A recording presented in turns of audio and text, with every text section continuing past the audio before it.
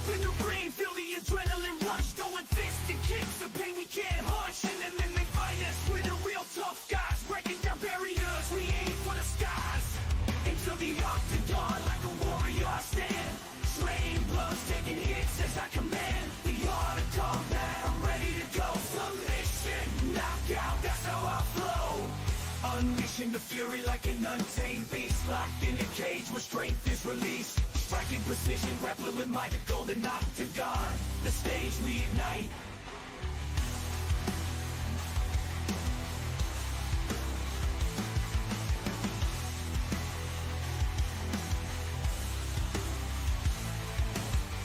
Unleashing the fury like an untamed beast, locked in a cage where strength is released. Striking precision, grappling my golden octagon. The stage we ignite.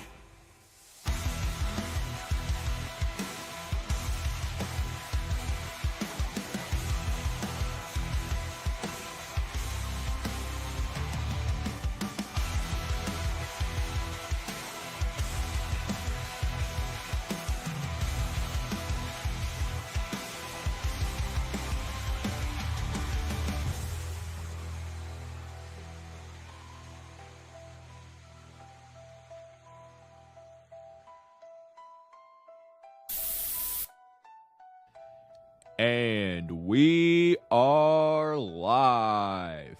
Welcome to the Golden Octagon MMA Podcast with your hosts, Matt and D Rose.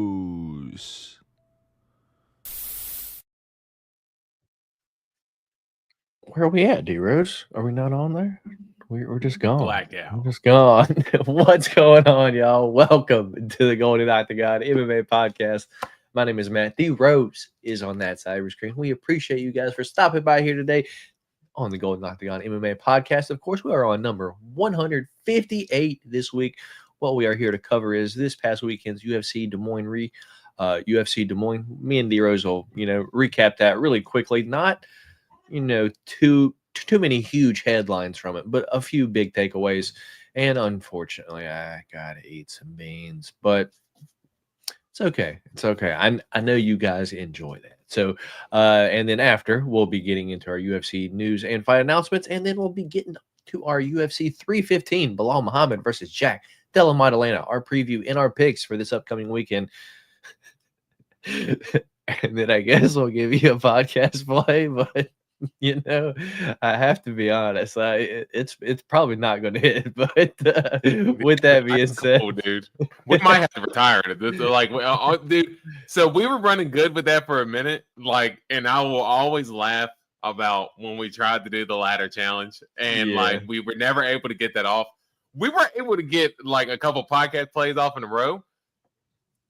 Been a little cold. I'm definitely switching up the formula this time around, man. I'm not going to do the 3-year decision. I got to, over, under, money line. Even if it's a long shot prop, look, we were big on Renier de Ritter last week.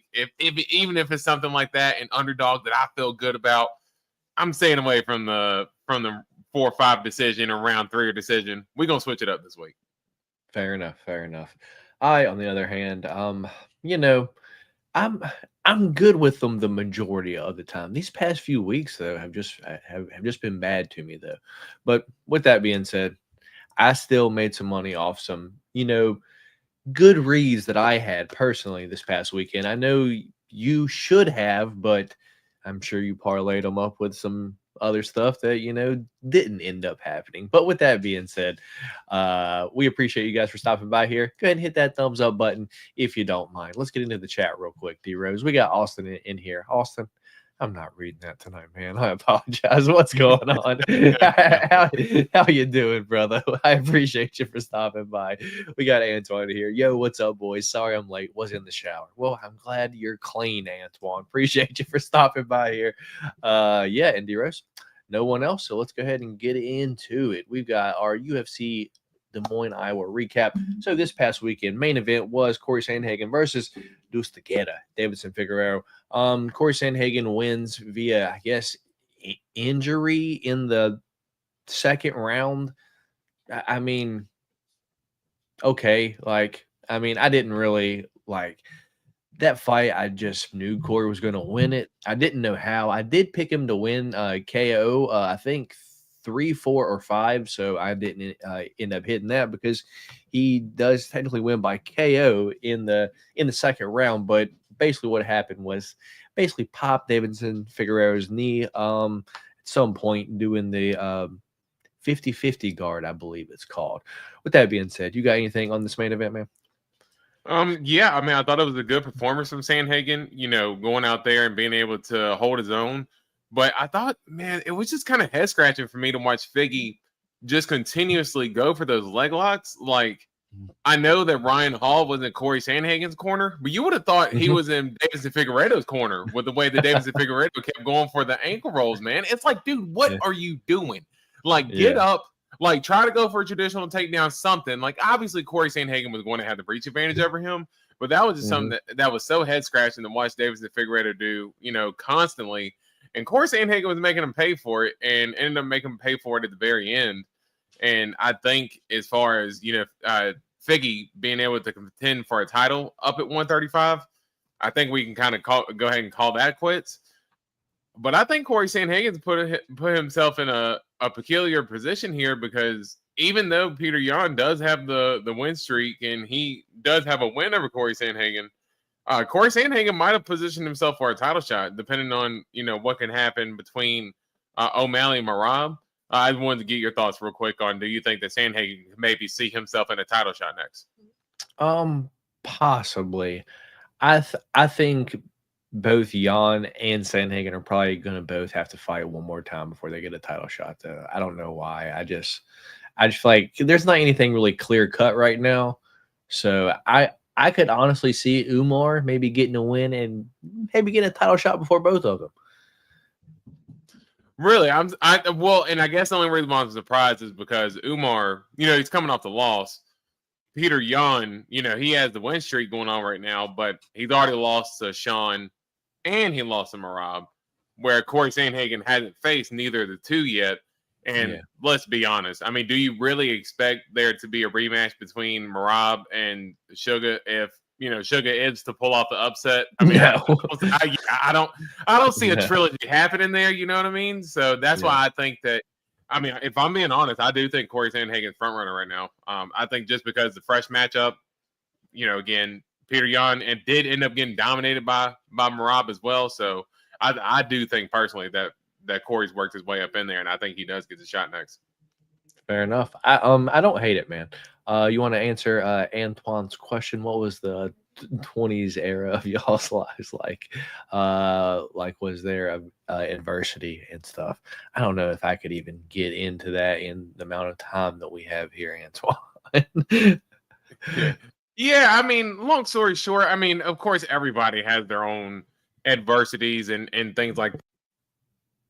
I mean, we all had our own challenges. I know you were in the service, and I did college for a little bit, so I'm sure we all went through our own struggles and stuff like that as well. I mean, nothing that was like, for me at least, life threatening as far as am I getting into any danger or anything like that? No, but just overcoming jobs and adversity there, and certain situations that, hey, maybe I was promised this at one job and wasn't given, but do I keep a smile on my face or do I blow up? And in those moments, it really builds your character and stuff like that. So went through stuff like that before, but nothing too hectic. We could for sure tell you some stories about some few people that we grew up with, right there. Yeah. Oh, yeah. 100%. Now, if you want to talk about, and I don't want to say like success stories, but to say that, are we much better off than where some of our peers are that we grew up with? Yeah, definitely so. So we could definitely say that. But of course, a lot of it was, built on our own as well. We didn't have any handouts. We both in our own way went and got it. That's not too hard to beat. the quality of life of a lot of those people, D-Rose. Like, we're not in jail or hooked on any hard drugs, so we're automatically doing better than them. All right. Anyway, with that being said, co-main event, Ranier de Ridder versus Bo Nickel, dude. Me and you both picked Ranier de Ridder last week. I wish I would have picked him straight up, but I didn't. Or I did pick him straight up, but I wish I would have bet him straight up, but I didn't. I did have him to win by decision, and I did have him to win by submission in round 2 or 3. So this is one of the ones, like, it was biting you this past week. It did bite me this past week because I could have hit, man. I should have just bet him straight or bet him by finish. Like, I was getting cute, went sub 2-3, and, he ends up kneeing Bo Nickel in the liver. Melted him, dude. And as soon as that fight started, dude, I was like, dude, like, this is the same thing that I noticed when he fought Paul Craig. It's like, this dude is way too small to be at 185. He's got to go down to 170, dude. There's no shot he has any success at the top of the division, up at 185. My bad. I know it's vague, but hit the nail on the head. D-Rose chasing opportunities and stuff like that. Learn from losses and mistakes. Gotcha. Sorry, boys, I'm late. Dave's booty call ran late. Did you kick him out, Dave? Oh, man. Oh, goodness. I'm not gonna lie. That's all I was laughing at. I read, 2 of the comments, and I started laughing, and I ended up getting off track. Oh, man. Anyway, yeah. What's your thoughts, Bo Nickel, Ranier de Ridder? Did you make any money on the fight or no? No, I didn't, man. I'm not gonna lie. I told should I have bet him straight up? Yes, I did, but I missed a couple of things early on in the card, and I told you I was like, man, I've missed too much already. Again, by one leg in certain scenarios, or even I nailed Yana. I should have just bet Yana and Ranier de Ridder in a parlay together, and I probably would have hit pretty damn well. But we were both confident in RDR's skills going into this fight, and I don't even think it's necessarily. There's so many people that's killing Bo Nickel after this fight, and I don't even necessarily think that it's like, oh, he's not that good. He's just fighting a guy who literally has twice, if not 3 times, the of Bo Nickel. He was a double champ.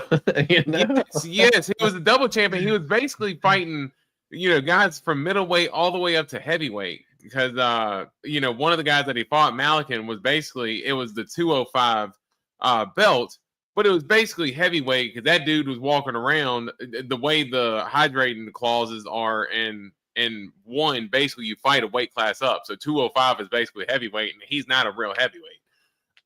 So I do think that RDR has real skill. We saw it coming that, he has the better striking. He has good scrambling ability. Now, did I think that RDR was going to get the finish? I did not think that he was going to be able to finish Bo Nickel like that. I thought it was going to look similar to the first round. Bo Nickel tries to go for a takedown. RDR gets some scrambles going. He ends up a top position, maybe kind of working some elbows, some ground and pound in, holding position. Bo Nickel defends, and, that was 3 rounds of it. But, man, those body shots were brutal. A lot of people were saying Bo Nickel quit. Dude, how many people are going to be standing in there and taking shots to the body just continuously, time after time? Now, did it look rough when Bo Nickel, it was like when it went bad so fast. Like, it was like all of a sudden he got hit with that one knee, and all of a sudden he's turning away from RDR and walking away. That was ugly. Yes, I do agree. But I do think overall RDR just had the skills, dude. And there was no quit in Bo Nickel. That knee was just absolutely brutal, perfectly timed. Even though Bo Nickel was trying to block it, he still, just popped him right in the solar plexus and put him out of there. So great win for RDR, and I'm excited to see what he's going to do next. Yeah, man. Me too. Actually, we already know what's going to be next because something is already scheduled. Antoine's already let us know here. I know we'll get to on the news segment, but there's already reports of Robert Whitaker versus Ranier de Ridder. I saw them too, Antoine. I saw them too, dude. I like that. That's, dude. he's such a big fella. Look at the size of the fella. Dude, he is big. Does he not kind of remind you of more like a submission-based Dricus? Like, does he not have kind of like that similar, like they got quirky styles, but they're both just dangerous in their own way? And I think, Dricus can get a submission, but he's a better striker. Renier de Ridder can get a finish on the feet, but he's a better submission artist. But they both have just this awkward style that makes them fun to watch. Yeah. All right, dude. So moving on to the feature fight of the night, we got Santiago Ponzinibbio, D-Rod, Daniel Rodriguez, dude. I had Daniel Rodriguez 3-or decision and a whole bunch of parlays. The issue was they fell out earlier in the night. So when I chased with D-Rod via decision. And D-Rod wins via 3rd round knockout. And then I wanted to throw my phone, dude, because it's like the line was basically the same, man. Like, why did I do that? Once again, just getting cute. I always bet 3-or decision. I never bet just via decision because I always cover my ass there. And, D-Rod wins 3rd round knockout. Thoughts on Ponzinibbio versus D-Rod? Yeah, I did think that Ponzi was going to win this fight, so that was a little bit of a shocker to me. But man, D-Rod, honestly, he looked good the whole time. And honestly, I was going to say this was my biggest takeaway from the fight, because when we were watching it, so we were watching it in the bedroom, and we had the sound turned down because Danica's sleeping in the bed right next to us, and so we don't have the sound on or anything, or it's not too loud. Yeah, and we're watching. And Amber was like, maybe it was an early stoppage because where he got up so quick and argued. And then when she saw him fall forward, so of course the camera pans behind where Ponzi forward, and she was like, "Oh no, it's over." And then they show the replay of D-Rod walking off, and then they show him falling. We are both just in the background, just like dying laughing because we're like, "Holy smokes!" Like, dude, he got absolutely smoked. Could not stand.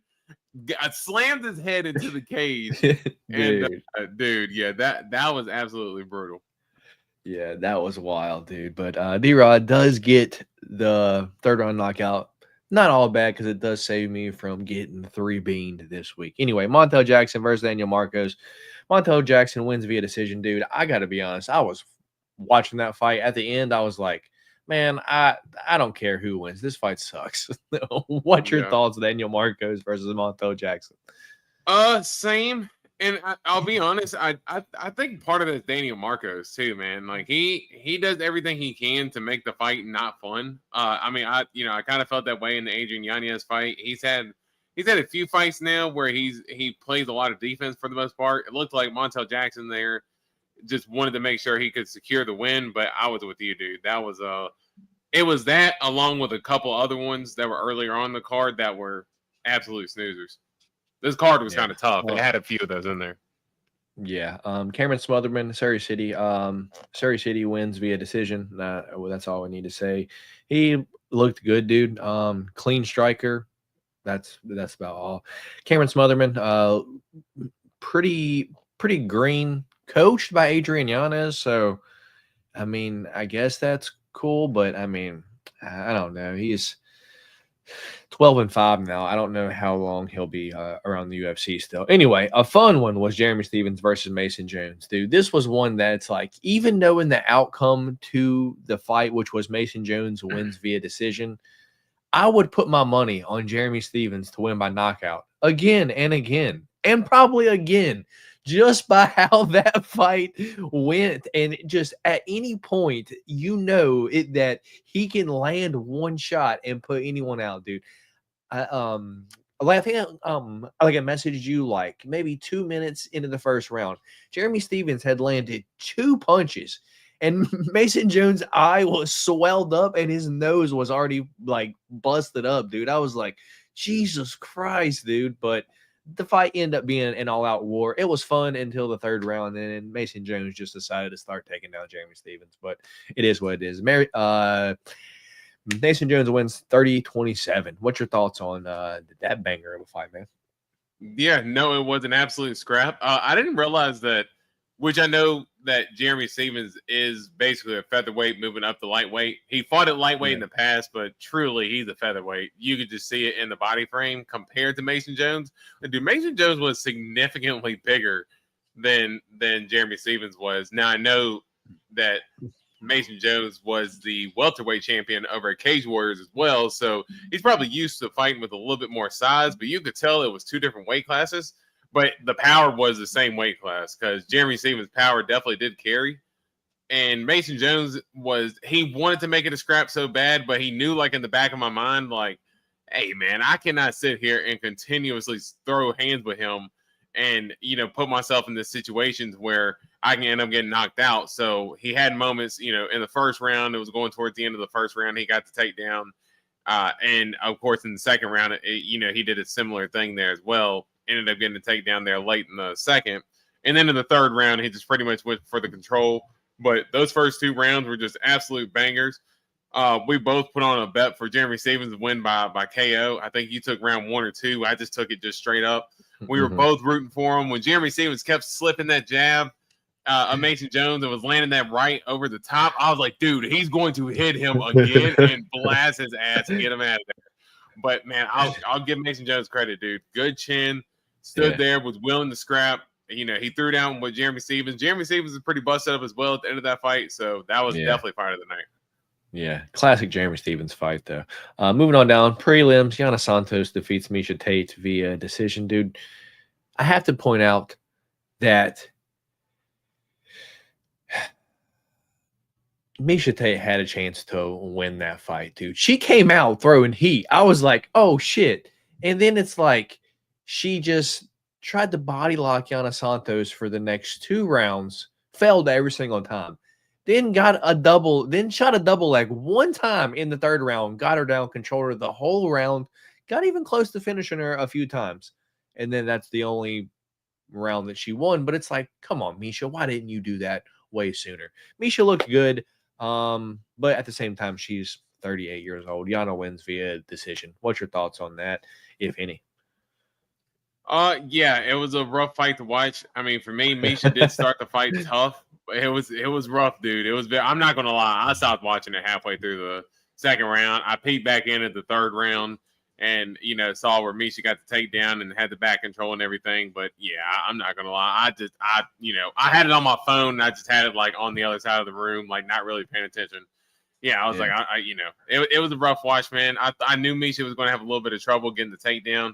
She just looks older at this point. And truly, to be honest, she hasn't really looked that great. Or she hasn't looked like her former self since she's came back from her retirement that she took, a couple years back. So Miesha could be fighting for the money at this point. I don't want to say that outright and not know anything because I'm sure she could be financially stable, for the most part if she wanted to. Maybe she does just love this at the end of the day. But she's obviously not her former self anymore. Even with Yana Santos being, a shell of her former self, was making a very tough fight for Miesha Tate. I would like to see Miesha maybe step away. But, I mean, I can understand if, she has love for the game, keep going. But, man, it was just a bad matchup. I saw that from a mile away. And, Yana Santos isn't even not that great at this stage in her career either. It was giving Miesha all kinds of problems. So, yeah, I think that's a problem for Miesha Tate.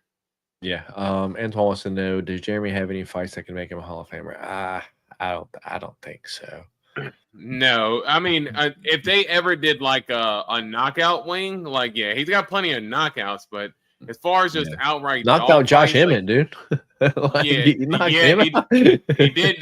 out Josh Emmett. And I'll say it every time though. He hit him with an illegal knee when he did it. But hey, ref didn't call it, whatever. But he did knock out Josh Emmett. That Dennis Bermudez flying knee knockout, I think that was on it was on the McGregor Mendez card.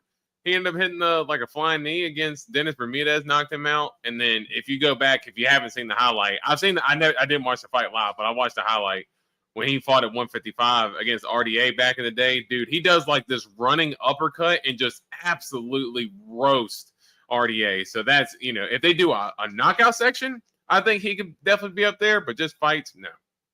And will Miesha be a Hall of Famer even though she didn't defend? I think Miesha, yes, just because she was kind of like one of the pioneers early WMMA, kind of a star. We're right there with Ronda Rousey. Anyway, moving on down. Ryan Loder, Azamat Bekaev, dude. We got to pay attention to Azamat Bekaev, dude. He smoked Ryan Loder in the first round, and Ryan Loder's a tough guy, man. Got a chin, and he stood no chance, dude. So that's going to be someone to keep an eye on. 20-3 overall. What's your thoughts on him? First round knockout. Yeah, he looks good, man. Ended the fight quick. I had that fight to start the second round in another parlay that I thought it was minus 300 for the second round to start. So I was like, okay, yeah, I'll be good. Yeah, no. Bekaev was not letting that happen, and I am with you. He's going to be a dude that we're going to have to pay attention to. I mean, he's got good power.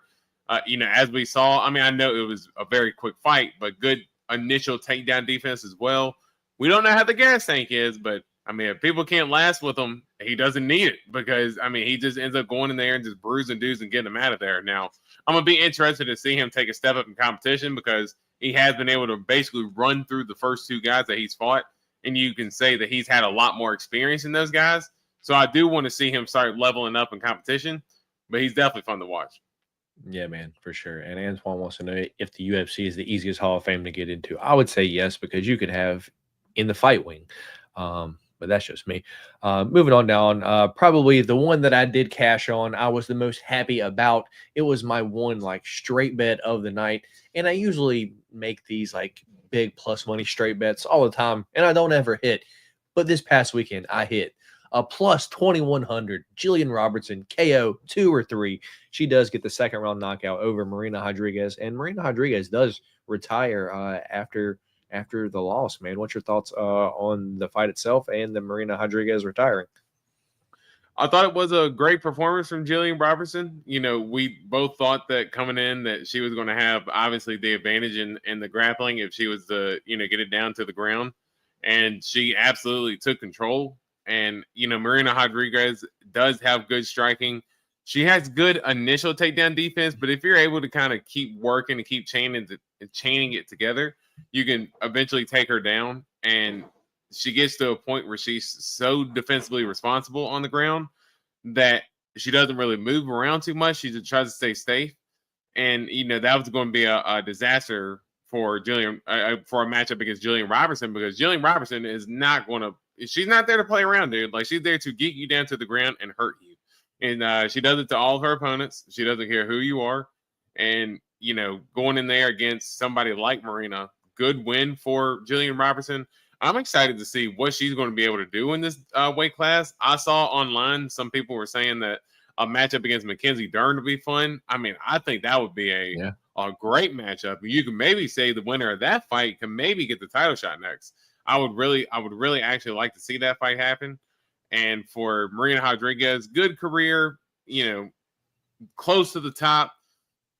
I think that Amanda Lemos loss, it really kind of set her back, and then she just kept having the unfortunate losses, to heavy grapplers and stuff like that, and it just kept getting worse and worse from there. So, it sucked to see that she wasn't able to realize that title shot, but she put up some, pretty fun fight. She had the fun fight against Michelle Watterson in her first fight.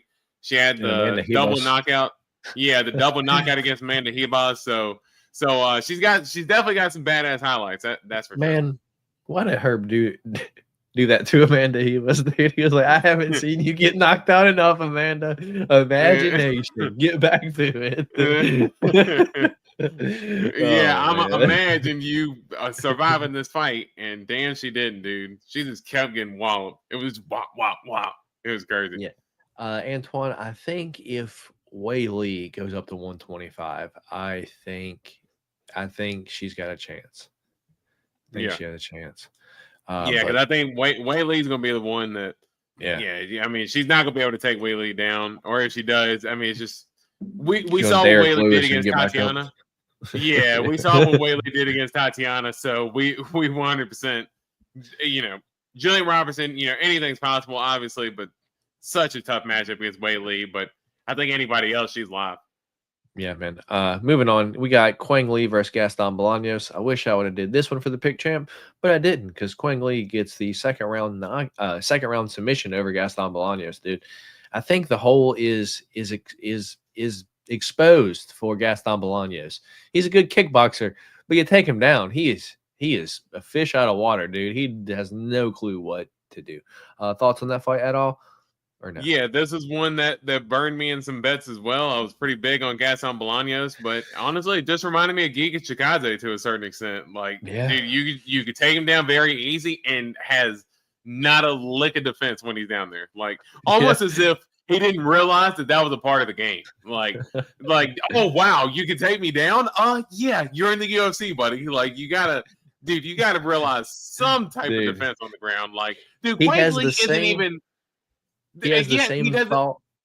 As far as like, dude, Quainley, even I heard Paul Felder say going into the fight that every single time Gaston Bolaños is on his back, he turns on his belly and gives us his back every single time because he almost doesn't know how to defend, so he just kind of panics and shells up, and then his back is there to be taken every time to be submitted, and it was almost like Quainley just walked him right into that.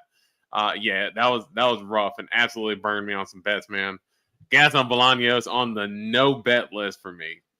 Yeah, I've been watching the Mighty Mouse YouTube channel, and Gaston Bolaños has the same approach to the ground that Death Sentence has. He says, when I was learning to fight, I was learning from Batman, from Vegeta, from Goku, from Dragon Ball Z, and not once did any of them ever go to the ground. He said, so it didn't cross my mind. Dude, it's a 3-part series. You have to watch. I gotta go back. So funny, dude. I'm on Mighty Mouse's. Like, I'm subscribed to the channel. I gotta go back and watch it. Yeah, dude, it's so funny, dude. Anyway, Thomas Peterson gets the decision win over Don't Mays. Yeah, dude, they got to cut Dante, all right? Either that, or he's 11-9, dude. I mean, I would think that they would cut him. That's an Angie Hill record, but like, you're not even close to as good as Angie Hill, Dante. Like, you gotta go, brother. And you're not a pioneer. Angie Hill's a pioneer for women's game. You're not. You're a pioneer for not betting on people. Like, that's maybe a pioneer for like the sleepiest people on earth making it to the UFC. Like those sleepy people out there hoping to make it one day can look up to Dante Mays and be like, oh, you made it. Maybe I can make it one day. Oh, you can still take your midday naps and make it to the UFC. Trust me. But yeah, absolutely rough. He's probably gone, but I mean, heavyweight's so thin, you just never know, man. Yeah. Do you think Tatiana would out-grapple Jillian like that? I think it would be a competitive match, but I think Tatiana would probably get the win because I think like the wrestling kind of cancels out the jiu-jitsu. Anyway, first fight of the night was Juliana Miller, Ivana Petrovic, the one that burned me off the rip, dude. Juliana Miller gets the decision win, dude. And if Ivana Petrovic loses to Juliana Miller, dude, I cannot wait for her to fight again because I'm just going to bet against her. Like, you lose to Juliana Miller, you're probably not going to win any fight continuing on in the UFC. So whenever she's fighting again, automatic fade. I don't even care who she's fighting, to be honest. I'm just going to bet against her. Anyway, thoughts? Anything we didn't cover on the entire card, man? Yeah, no. I mean, I think that's pretty much it. Yeah, I think we can go ahead and move into the bean eating. All right. With that being said, different picks this past weekend were Quang Lee versus Gaston Bolaños, Misha Tate versus Yana Santos, Jeremy Stevens versus Mason Jones, Daniel Marcos versus Montel Jackson, D-Rod, Daniel Rodriguez versus Santiago Ponzinibbio. Unfortunately, all of those don't count. The three that do count were Misha Tate versus Yana Santos, where I had Misha Tate. D. Rose had Yana Santos. Daniel Marcos versus Montel Jackson, where I had Daniel Marcos, and D. Rose had Montel Jackson. And lastly, D-Rod versus Santiago Ponzinibbio, where I had D-Rod and D. Rose had Santiago Ponzinibbio, which means I get bean boozled this week. Oh. Dun, dun, dun. On a good note, my fiance went to the grocery store, to Food Lion earlier, dude, and I have, look at this, a full bag of bags here. So I'm stocked up for all future pukes. Yeah, that's exactly how I keep all my bags stored. I keep a whole bunch of them balled up inside of one big bag. Well, that one would end bad, huh? I just puke in this bag and then it ends up all over my lap. Yeah, that would be pretty funny. Yeah. Let's try round two. Let's try round two. Yeah, Dave. Good. Shout out to Food Line. Food Line is the spot. So if they want to come through with the sponsorship, hey, I ain't gonna complain, because if you can go down here to the one down the road from me, people think I got stock in there as much as I'm up in there, dude. So yeah, they gotta give you boys some cut here. We're on track 4 of them bebop albums. We're gonna have a whole album about that. It don't stop. It's the bebop. It don't stop. Shout out to Food Line, says Dave. We're allowed to have plastic. You're in Jersey, right? That sucks, Dave. I'm sorry. Yeah, you can't even pump your own gas there. What kind of bullshit is that? You can't pump your gas. I mean, no, dude. In New Jersey, like, they have to pump your gas for you. Like, you're not allowed to pump your own as.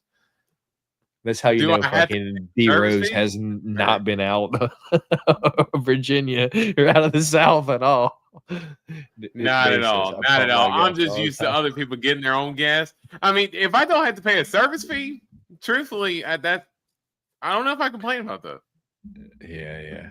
It's all right. It's all right. He said he ain't supposed to. Yeah, dude. In Jersey, I think it's illegal to pump your own gas. There's like gas station attendants got to do it. Anyway, what kind of music do we have rocking this week, D Rose? We want to go acoustic, cinematic, dance pop, daydreaming, feeding the ducks, into space, lo-fi, night drive, or rock. Let's daydream. Daydream. Or hold on, what does the comment say?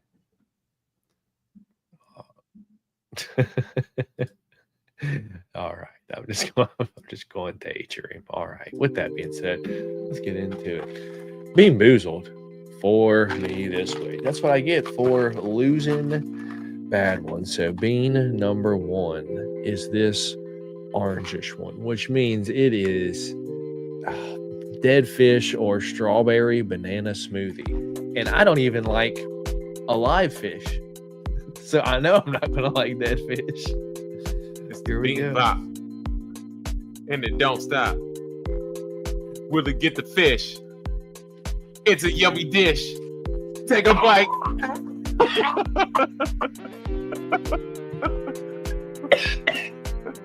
Them scales, they taste all pale. They make it face pale and white. Dude, it's so bad. Dude, that's the worst one. Dude, it's bad. Dude, I can't. It's the bean bop. And it don't stop. That's bad, dude. What flavor are we getting next?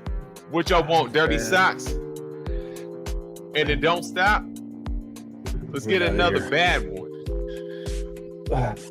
Come on, give me the toothpaste. What we got next?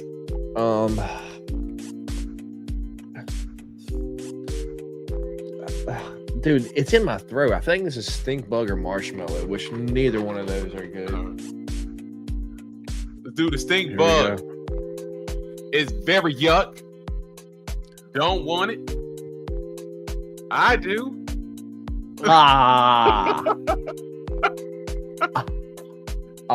Stink bug. Yuck. Dude, it's in my fucking teeth. Dude. Stink bug. Yuck. In his I'm teeth done playing this stuck. game. I'm done playing this game, dude. Keep it moving like the truck.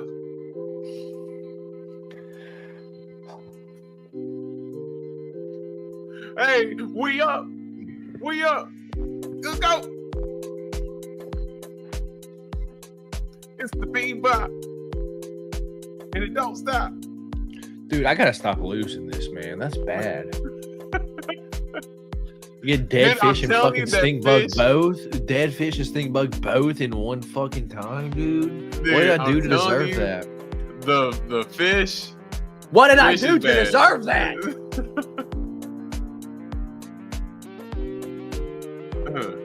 It's the bean bop. It beat too fast. Why not just give me fucking Old Bandage as well? Like, what the fuck, dude? Like, Why don't you just clean sweep me and just give me 3 fucking bad ones, dude? I mean, Now my you can fucking always eat the face is third all one. sticky. Now my face is all sticky, dude. You can always eat the third one. I mean, nobody's going to tell you not to. Fuck you. You can eat a third one. Dude, I feel like Hell I'm no. still. Pig champ, baby. That's why we keep it on this side. Making a comeback now. I had a sandwich like a half hour ago too, and now, dude, half of it's in this bag. Dude, No, that's Austin, it nasty. ain't been that long. It's probably been like, I think Matt's on like 2 or 3 weeks in a row. So we were going. Yeah. It was basically like he would eat 1 week, I would eat the beans the next. But I think it's been like the last 2 or 3. So, but usually as soon as I say something like that is when, as soon as he gets his swagger and makes his way back to try to get me. So I'm not counting my chickens before they hatch here. We got to make sure we make the right picks this week. It did get stuck, Dave. And the worst part is like, sometimes it's not like it tastes bad, but it's already like I've already chewed it a few times. So it's like not really stuck to my teeth. But that one, I bit it one time and it was almost like the stink bug flavor was like you just squashed a stink bug and you could smell it. And the flavor like shot out through my mouth. And I didn't even want to push it off my teeth with my tongue. I just wanted to pick it up because I didn't want to taste it anymore. That was so bad. You know what, Dave? This was for y'all. I didn't want this in the first place. This was for y'all. Y'all wanted this. I would get no one ever comments on the podcast after they're over. We don't ever have comments on them. When we stopped doing the beans, the only comments that we would get on the podcast would be bring back the beans. Like that was everyone's favorite part. So we brought back the beans. D-Rose is loving it. Damn right, because it's not me this time. That's what it feels like. That's what it feels like. It does. Much yeah, dude. That would have been cut from any reputable league. Sorry, man. All right. With that being said, let's get in to the UFC news and fight announcements. There's not a whole lot this week, but the main one that I feel like everyone's kind of talking about is, let me find it right quick and pull it up. Let me share my screen. Share screen. I guess we should do the volume. Share the screen. Was this right here? This morning, it looked like Alex Pereira was upset with the UFC. A lot of people were asking if he was retiring. And then it came out not too long after it. Yeah, this is what Alex said. So I believe we can watch this. Hopefully we won't get in any kind of trouble or anything like that. Why is it down so far? Anyway, he says no, Shama. Anyway. Bom, pessoal, pô, recebi aqui monte de mensagens da galera falando aqui do getting messages from everyone. Viu mensagem no Twitter e, pô, eu nem sabia que tinha sido hackeado porque I was hacked. Anyway. Faz tempo. Anyway, so he's just basically saying that he was hacked. He didn't post that, so on and so forth. That he don't even really get on Twitter or anything like that. What's your thoughts on the whole situation there, D-Rose? Yeah, I think he had a lot of UFC fans nervous there for a little bit. We saw, tweets coming out like that, and we're sitting here thinking that, hey, it might be all over for Alex Pereira. Obviously a short-lived run, but, him coming out and disputing that and saying that it was, him getting hacked, definitely a lot more peace of mind for UFC fans, and hopefully they can book this rematch with Magomed pretty soon. Yeah. And speaking of other fights this past weekend, did you see this?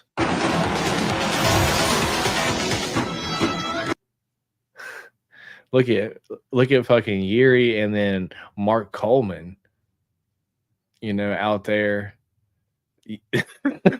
in whatever that is. at the Ryzen event this past weekend. What's your God thoughts? bless you. Look like he's about to fall.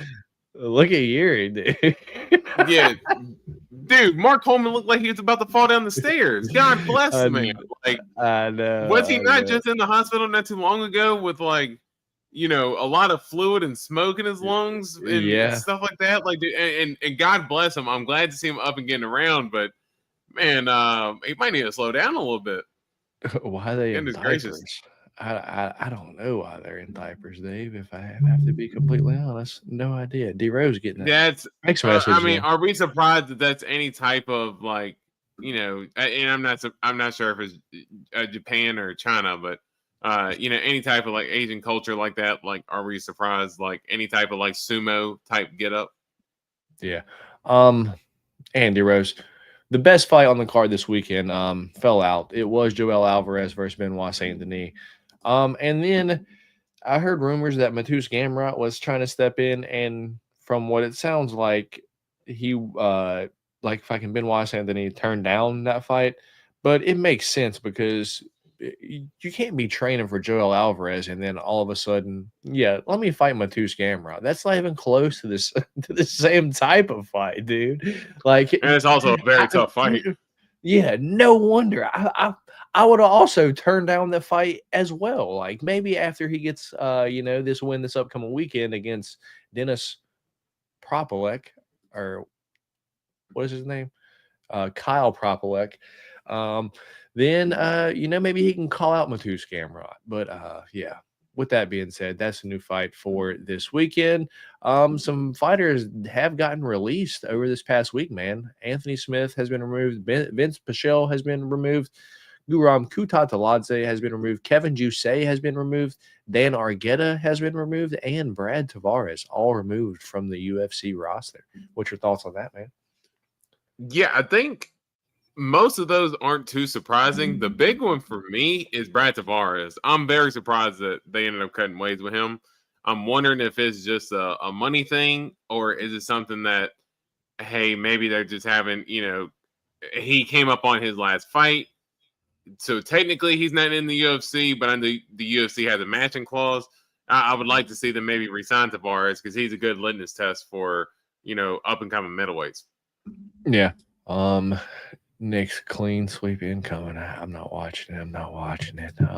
Anyway, that was a reenactment of Pride. Oh, okay, that makes sense. Nick's 2-0. How did y'all feel about BSD turning down a fight up in the rankings? I don't hate it. It's just not the same type of fight. Anyway, we got a new one here. Sounds fun. What's your thoughts on this, D Rose? Featherweight bout. We got Mean Machine Steve Garcia taking on Calvin Kattar. UFC Nashville, man, July 12th. What's your thoughts on this? This is an interesting matchup because, that's interesting, man. Calvin Kattar. We got another fun one that's an interesting one too that I want to talk about. Yeah, so Calvin Kattar. That's kind of like a head scratcher. You're like, what? Huh? Okay. Yeah. Calvin Kattar. He's got the crisp boxing. We know Steve Garcia fights with that forward pressure style. Now, Steve Garcia, the only thing, he's been on this win streak. He's been on this finish streak. He's been blowing through everybody.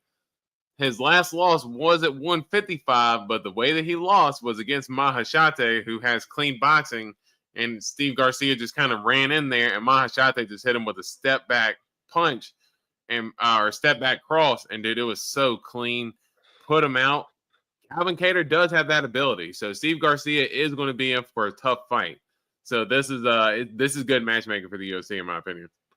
Yeah, kind of like an odd fight because huge step up in competition for Steve Garcia and kind of a big step down for Calvin Kattar, yeah. But Calvin Kattar's been on a little bit of a skid, so I don't know if he's necessarily in the position to be calling for who he should fight next because he's on like a 3-4 fight losing streak. I know one of them was the injury to Arnold Allen, and then one of them was the loss of Josh Emmett, in which a lot of people thought he won. Okay, I understand, but last time out, you got dominated by Aljamain Sterling. Like you got dominated. Like, there's just no way around it. So backs against the wall for Calvin Kattar on this one. So I can understand why his he's fighting down in the rankings like he is. Yeah, and then as Antoine pointed out earlier, the UFC is rumored to be booking Robert Whittaker versus Ranier de Ridder. Yeah, dude, what's your thoughts on that? I like that fight. I mean, I think, stylistically, I think that's, something that I can see both guys winning. And I think RDR has put himself in the position where he's came straight in and has basically to say that he's done his job with the UFC. He's came in, he hasn't really tried to call a shot, even with him being a double champ over at one. He hasn't came in and tried to say, hey, I deserve this, I deserve that. He came in and fought GM3 right off rip. Came in, 3 months later, came and fought Kevin Holland. And now on another 2-month turnaround, he's fought another up-and-coming prospect in Bo Nickel. I mean, he's on fire right now, fighting a bunch of good guys. Yeah, I think, fighting against Robert Whittaker, if he beats Robert Whittaker, title shot, fresh contender up at 185 as well. So, man, I like the matchup. I really do. Fair, dude. And the last one that I personally have, one that I was really surprised at. I don't know if you've seen it or if you'll be surprised at this, but set for UFC Abu Dhabi, July 26th, is Piotr No Mercy Jan versus, come on, let's get it here, Marcus McGee, D-Rose. What's your thoughts on that? You think that's legit? That I've heard multiple reports that Piotr Jan accepted the fight, and like McGee said that it was true. Yeah. Like, it's a few places. Maybe it's the wrong Peter Yan. No, I'm kidding. Yeah. I don't know. I mean, just weird that Peter Yan would just get into Twitter back and forth with Corey Sandhagen about who's deserving of the next title shot, and then turn around and accept the fight against Marcus McGee. That would just be, very strange in my opinion. So that's. I like to. I don't know. Maybe I'll just hold my breath until the UFC, until the UFC officially announces it, because that's just weird matchmaking, and quite frankly, it just doesn't really make too much sense. I mean, it makes sense for McGee, not really too much for Piotr Jan. I mean, not really for McGee. I mean, he beat Jonathan Martinez in your last fight. Like, I don't know. I mean, would it be a fight that he should accept? Yes. But in terms of proper matchmaking to propel him up in the rankings, like, how did he go from Jonathan Martinez to Peter Yan that quickly? But like, I don't think Marcus McGee's maybe because not a star, everyone, you know what I mean? Maybe because everyone in between like turned him down. I could see that. Like, you're like, I'm not fighting that dude. I mean, Jonathan Martinez had Marcus McGee fighting for his life there in the third round. I mean, I don't know if, his best win is probably Gaston Bolaños. Like, I don't know if, I don't know. That's just weird. We'll see. But that's the last one that I have. Kind of the one that kind of head scratcher for me. So I know it would have surprised D Rose. But with that being said, D Rose, you have anything that we haven't talked about? No, we pretty much hit everything that I'd seen. All right. Text message? Yes, my phone is on the table right here. Vibrate my ear out. Anyway, with that being said, let's get into UFC 315, Belal Muhammad versus Jack Della Maddalena preview in our picks for this upcoming weekend's fights in Canada. So, with that being said, this is what me and D Rose we're going to be looking like this weekend, or we're gonna be all Canadian. Canadian mofos is what I see right there. Yeah, so that'll be featured on the Change of Cheddar thumbnail for Friday. But let me get into the picks and predictions for this weekend. We don't need sound though, because there'll probably be a Colgate commercial. So this upcoming weekend, taking place Saturday, May 10th, Prelims are going to start at 6:30 p.m. East Coast time. Weird that it's starting at 6:30. I'm all right with it, though. Going to be taking place at the Centre Bell Arena in Montreal, Quebec, Canada. We've got 12 fights taking place, headlined by Belal. Remember the name Muhammad, taking on Jack Della Maddalena. Co-main event, or I'm sorry, that is for the 170-pound title. Co-main event is for the 125-pound women's title. Is Valentina Bullet Shevchenko taking on Manon the Beast Furo. Feature fight of the night is Jose Aldo taking on Ayman Zahabi. We also have Alexa Grasso taking on Natalia Silva. We've got Benoit Saint-Denis taking on Kyle Prepolek. We've got Mike Malott taking on Chuck Buffalo, Charlie Radke. We've got Bata Estaca, Jessica Andrade taking on Jasmine, Jazz Devicius. We've got Modestus Bukauskas taking on Iwan the Hulk Kutalaba. We've got Navajo Sterling taking on Ivan Urslan. We've got Mark Andre Power Bar Barrio taking on Dorian Rose. That's Bruno Silva. Blendadal. I'm just kidding. We've got Willie Cat Daniel Santos taking on Ji-Young Lee at 145. And then first fight of the night, we do have Brad Superman Katona taking on Bezcat Almacan. And that'll be the first fight of the night. Some fights that did fall off this card were Haley Cowan versus Nora Cornell, Gilbert Burns versus Michael Morales. That's rescheduled for, I think, next week. Benoit Saint-Denis versus Joel Alvarez. That was going to be a banger, dude. I was excited for that one. And then Gavin Tucker versus Ji-Young Lee is off that as well. But Ji-Young Lee is going to be fighting Daniel Santos. But so, share this tab instead. With that being said, thoughts on the card as a whole, D-Rose? It's a solid card. I will say for a pay-per-view. It's a Canada card. yeah, exactly that. Exactly that. It's solid, but man, I'm not gonna lie, for a pay-per-view, a little bit of a tough watch. I mean, if I'm grading it on like a grade scale, just looking at everything, man, I gotta say, again, we're going off pay-per-view standards. Gotta go see. Yeah, I think I gotta go see. I'm not, because I mean, truthfully, there's not like too many fights on here that I'm like all the way like excited for. I mean, obviously the main event has, storylines within itself. And co-main, I think it has a lot of interesting storylines on it. But other than that, I just don't think a lot of the fights on this card have. There are some, and we'll talk about them, but there's not a lot of fights that have a lot of juice on them. Yeah, man. I understand. So let's go ahead and get into it. Antoine wants to know, have you guys ever been to Canada? I have never been to Canada before. And Dave said this card has Stream East written all over it. I don't hate you for it, Dave. I don't hate you for it. With that being said, first fight of the night, we've got Brad Superman Katona taking on Bezcat Almacan. Brad Katona 14-4 overall. Since he got back in the UFC, though, he is 2-2 with a win over Cody Gibson, lost to Garrett Armfield, win over Jesse Butler, and lost to John Matsumoto.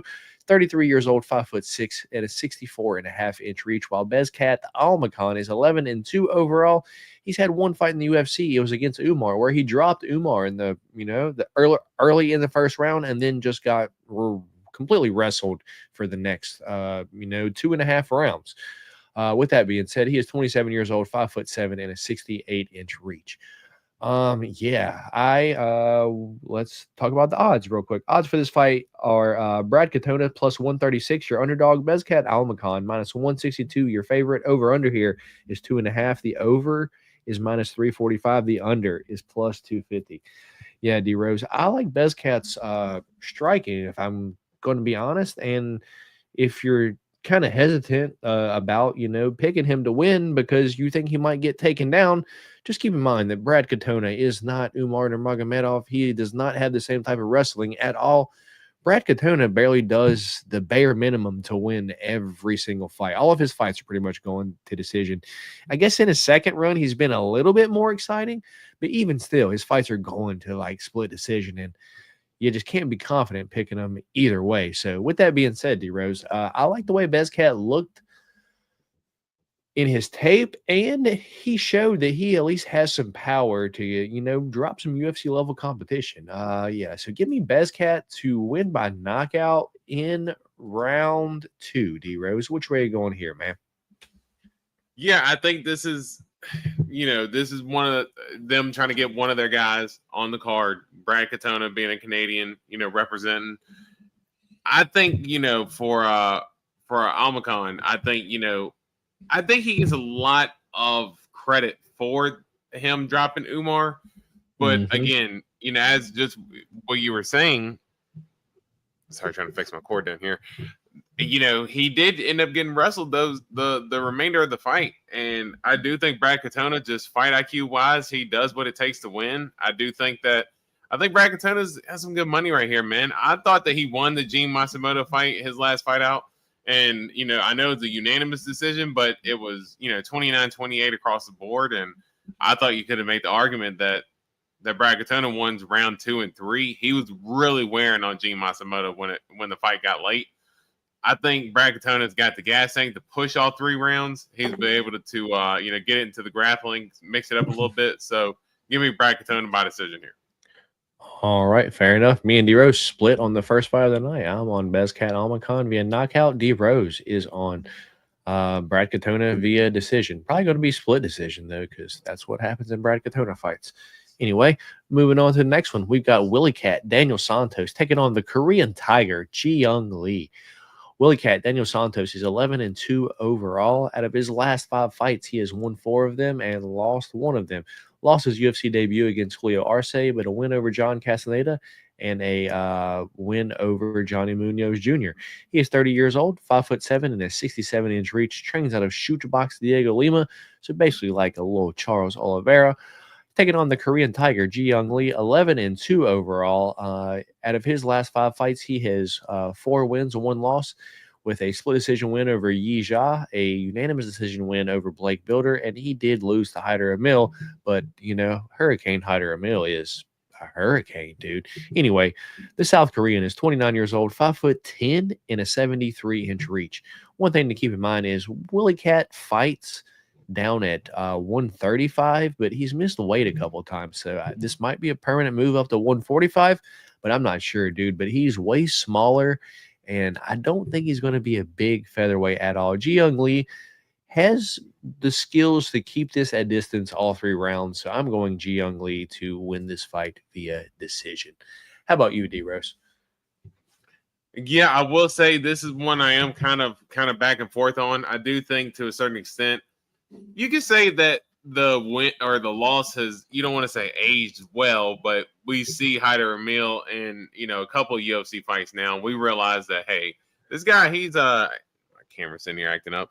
Hyder Emil is pretty damn good, but it was just that Ji-Young Lee was just so willing to just stand in there and trade with the guy who had power. I think he got overwhelmed. He didn't know what to do. Yeah. He was like, no one's ever done this to me before. Well, it was truthfully Hyder Emil's only way to win, and Ji-Young Lee let him do that. So that's what I think is just a little bit concerning for me, going into this next fight, picking him. But I am with you that Daniel Santos is just going to be a little bit smaller coming up, and I think that you're going to see Ji-Young Lee use some wrestling here, maybe some control. I can see a 3-round decision here, so give me Ji-Young Lee by decision. All right, me and D-Rose both on the Korean Tiger, Ji-Young Lee, to win this fight via decision. Moving on, we have Marc-Andre Powerbar Barrio taking on D-Rose himself, Bruno Blindado Silva. Marc-Andre Barrio, 16-9 overall. Out of his last 5 fights, he has 2 wins and 3 losses. Win over Julian Marquez, knocked Julian Marquez out. Decision win over Eric Anders, then split decision loss to Chris Curtis.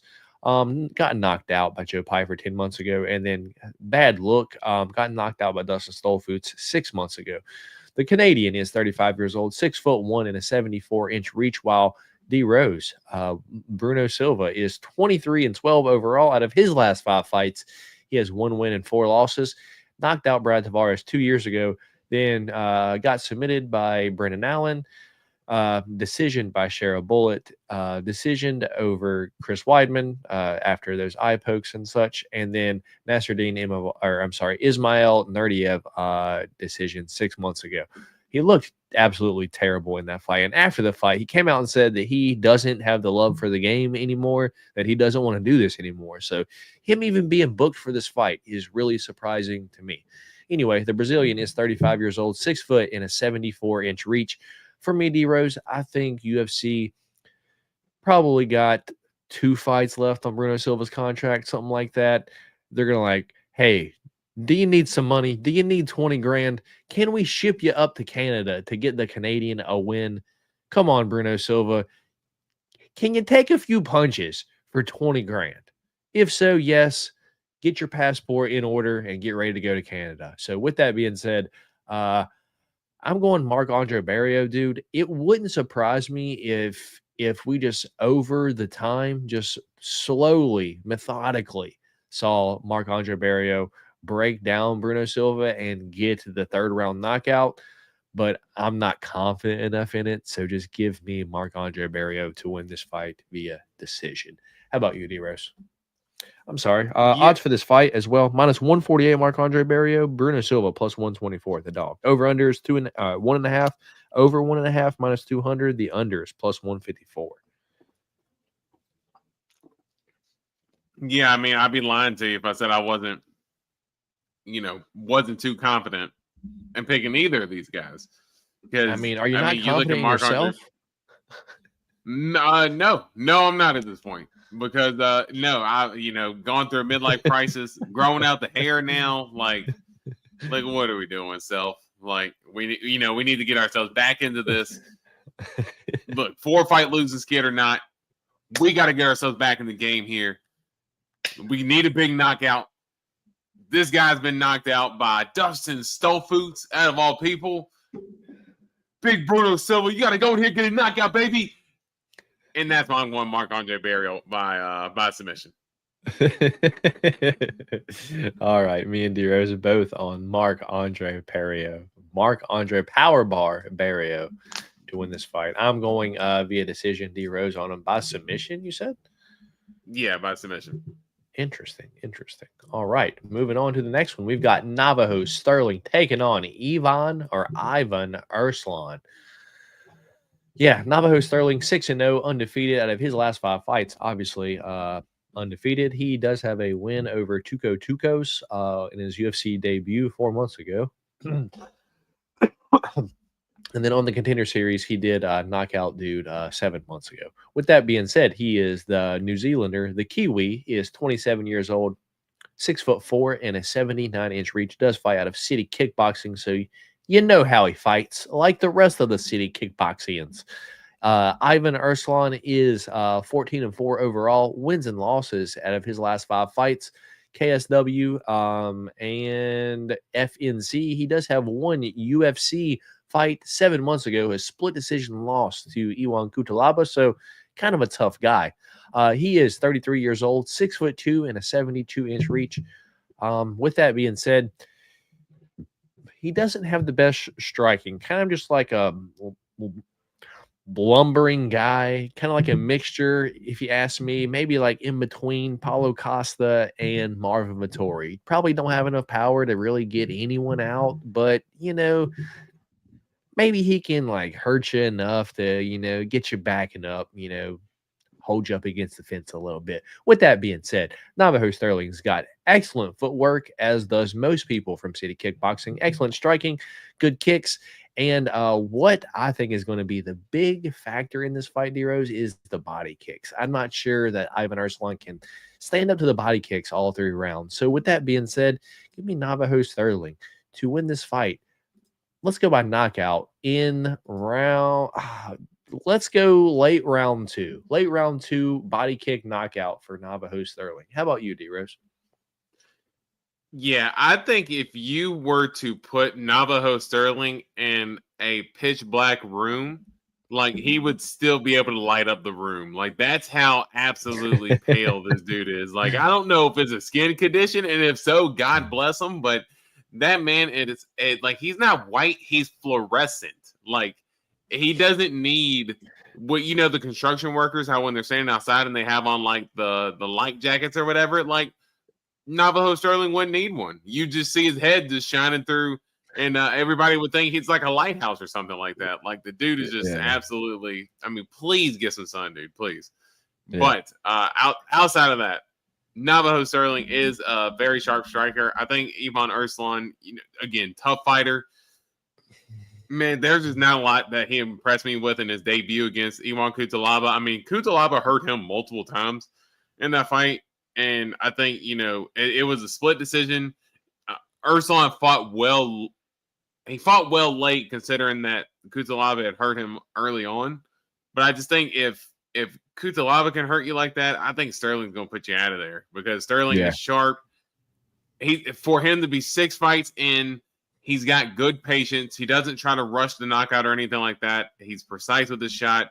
He does, as you said, the city kickboxians. He doesn't throw and hope. He aims and fires. And, he is very precise with his shot selection and shot landing.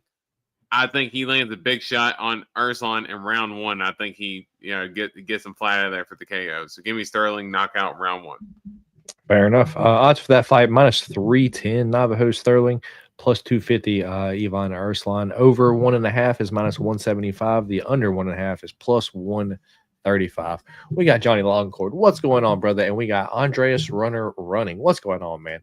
Is CKB one of the top 5 gyms in all of MMA? It was a few years ago. Not so sure now. How about you, D-Rose? Do they? Well, I'll say it as far as do they have the champions? Like, Izzy isn't champ anymore, and Volk, just got the championship bag, but he's obviously not on as big of a run. But you still have guys, Navajo Sterling, Carlos Oldberg. So you still have guys in there who are good. Are they going to be what they were a couple years ago? That's tough because, again, you don't have an Izzy and a Volk on the rise at the same time, as well as a Dan Hooker, trying to make their spots known as well. But it does seem like that they're going to be a staple for a long time in the sport. Yeah.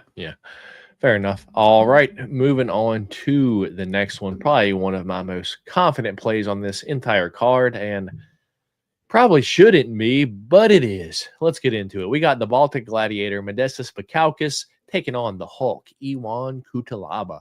Modestas Bukauskas is 17-6 overall out of his last 5 fights, 4 wins and 1 loss. 2 years ago, win over Tyson Pedro. 1 year decision win over Zach Palga. He did lose to Vitor Petrino. He did win over Marcin Prachnio via arm triangle, but dude, he got head kicked and rocked. And if Marcin Prachnio is rocking you, not a good look.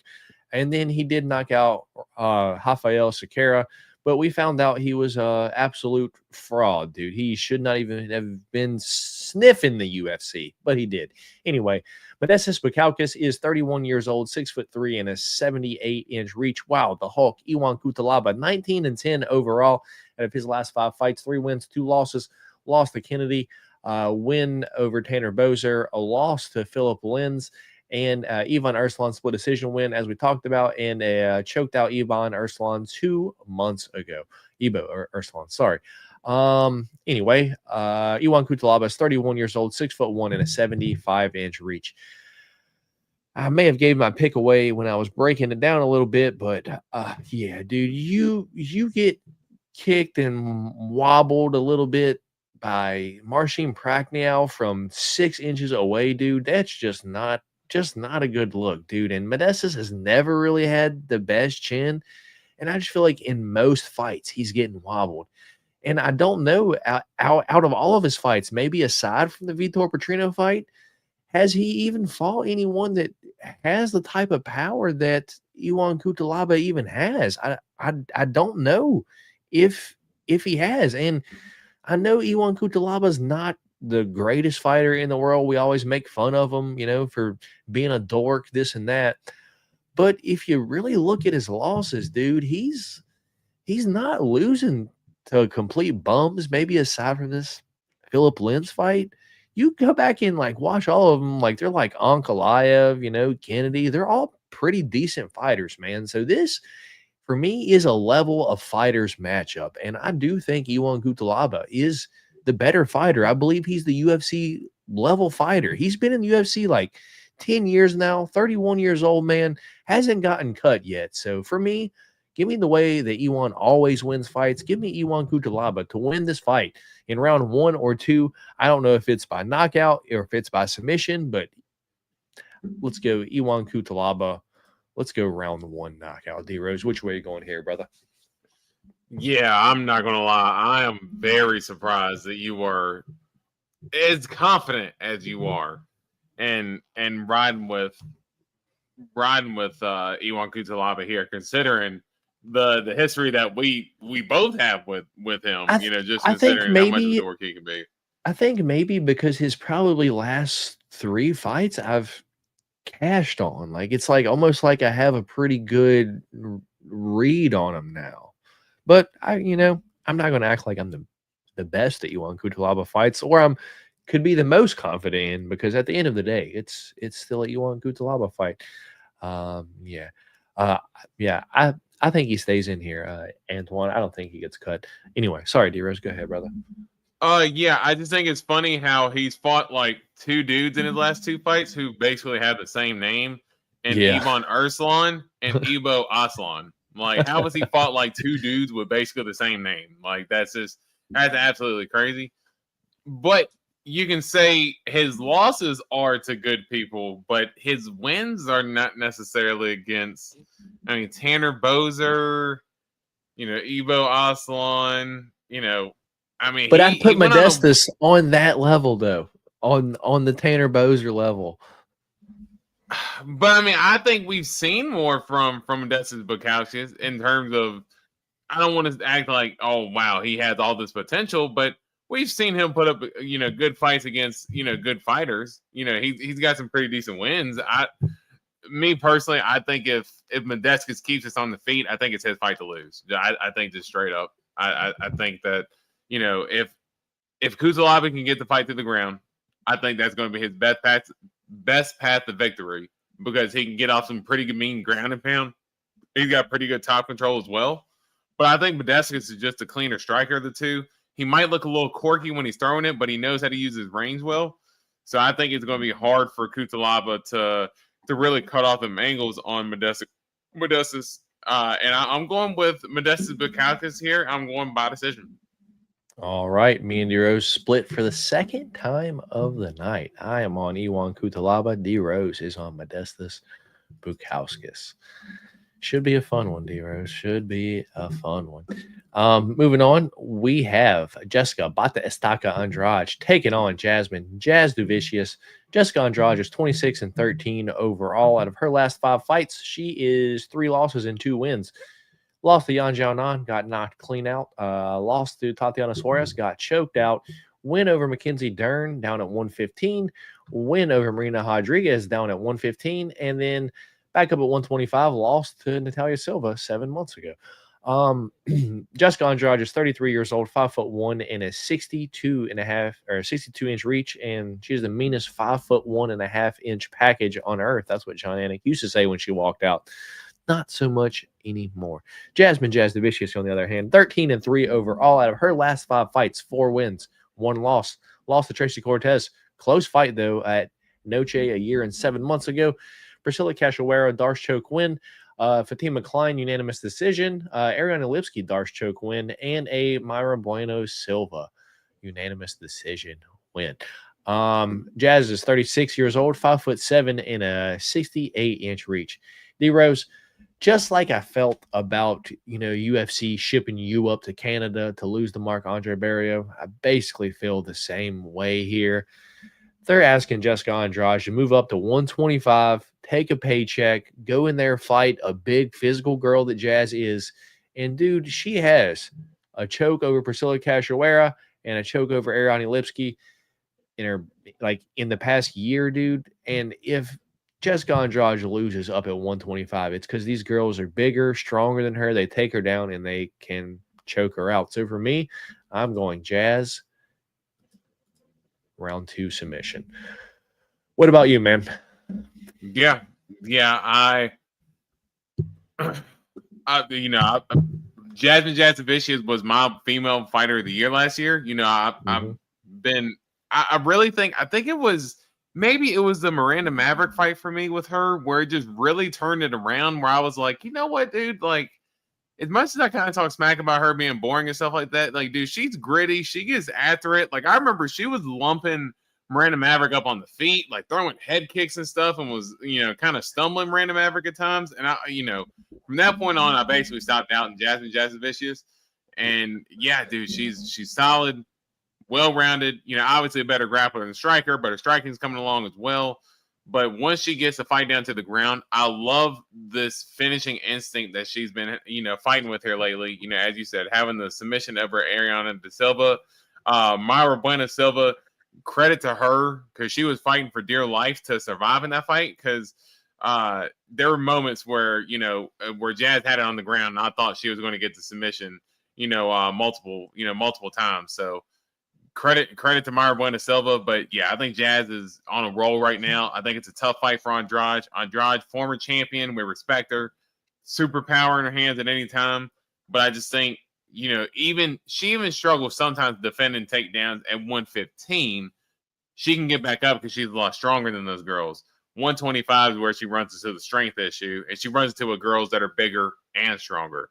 So I think Jazz gets it done here. I'm going round 3 submission here. But give me Jasmine Jasovicius. All right, me and D-Rose both on Jasovicius, the win via submission. Up next, D-Rose, we have a fun one. We've got proper Mike Malott taking on Chuck Buffalo, Charlie Radke.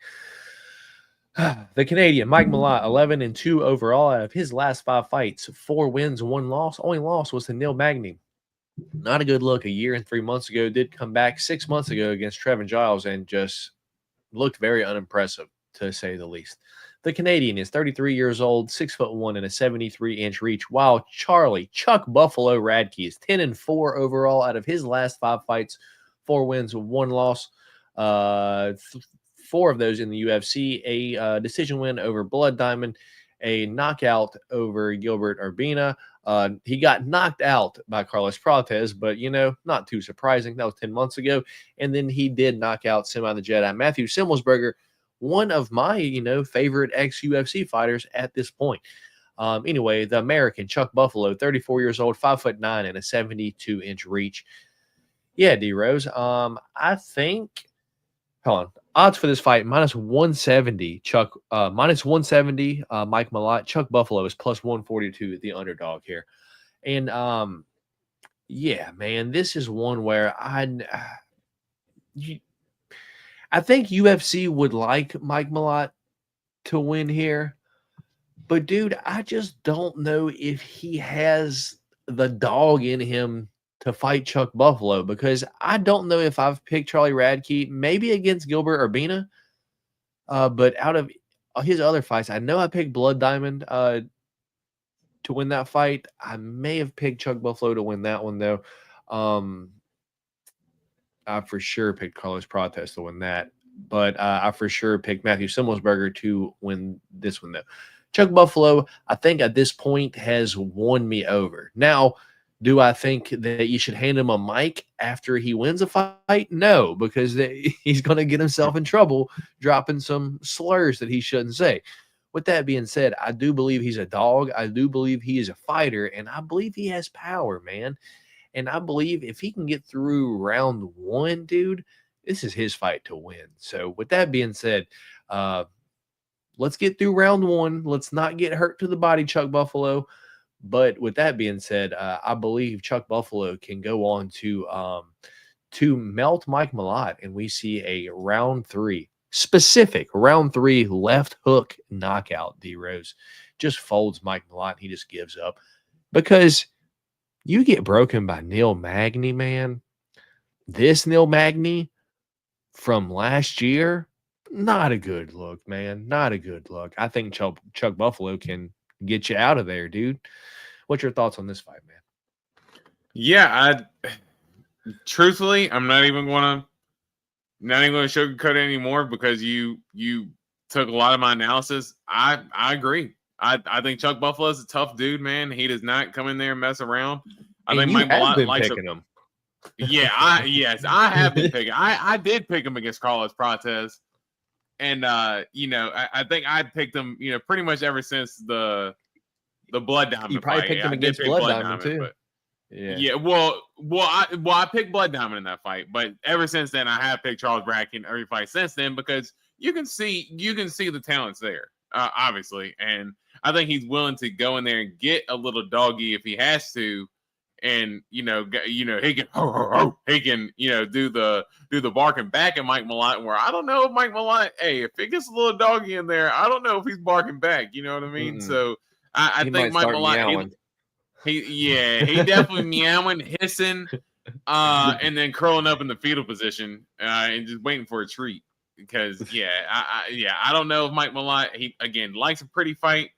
I don't know if he likes that dog fight, man. And I think Charles Brackey can bring it to him. I'm going round 2 knockout for Charles Brackey here. Give me Chuck Buffalo, man.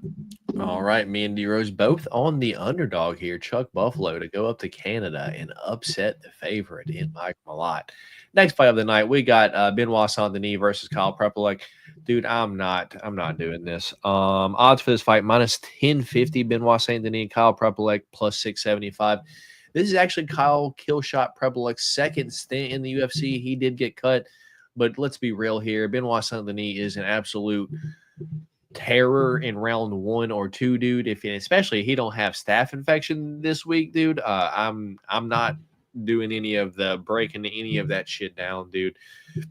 Give me Benoit Saint-Denis to win this fight via round 1 submission because that's how he wins. Which way are you going here, man? Yeah, I'm not even going to bounce around here either, because I don't know much about Prepolek. Give me BSD here. I'll go TKO. I think Prepolek tries to survive the first round to show his toughness, but I think it's too much in the second round, and BSD gets him out of there. Let's go BSD round 2 TKO. All right, me and D-Rose both on BSD. That was a quick one. Up next, probably my favorite play on this entire card, D-Rose, if I'm going to be completely honest. But also, if I have to be completely honest, I fucking hate this fight, man. These are 2 girls that I love this fight. I love both of these fighters.